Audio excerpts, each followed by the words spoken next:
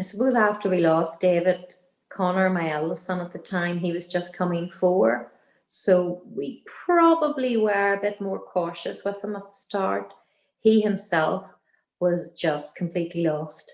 We would have gone to a play park and I would have seen him looking at families, and he would have turned to me and said, "Why have they still got their baby and I haven't got mine?" And it's very, very hard. I also made sure that I talked to my son, my eldest son, Callum, and he had just the most insightful questions. He wanted to know why. And that process of having to explain to a toddler the why and the what was actually a really helpful process for me as well. I think it was something that MRF had said, and Bernardo's actually their grief counselling had said, just be as honest as you can with Connor, tell him the truth. So he had questions. He wanted to know what had happened, where Alex had gone now, why he didn't take his body with him, all sorts of really interesting questions that we then had to talk through with him. Now Callum has developed into the most empathetic, kind, caring child.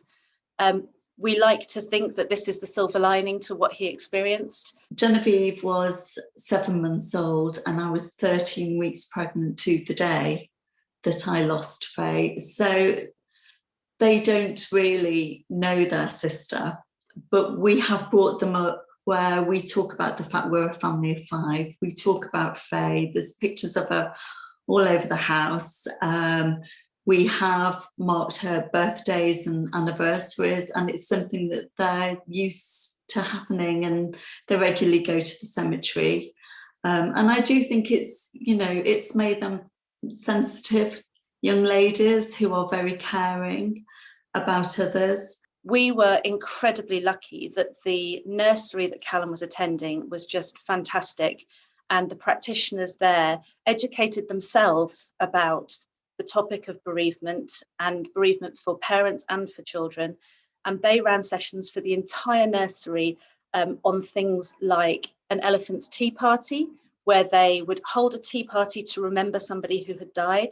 And they talked to the children in kind but factual terms about what they might be feeling if this happened and how to be kind and talk about it.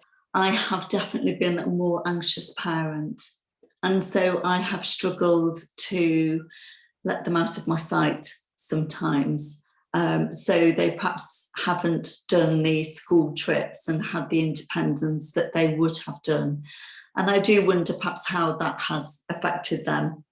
The problem comes, of course, when one of them is ill, and we have a tendency to immediately leap to the worst. We don't have that "it won't happen to me" protection that we had before, because we know it can happen to us.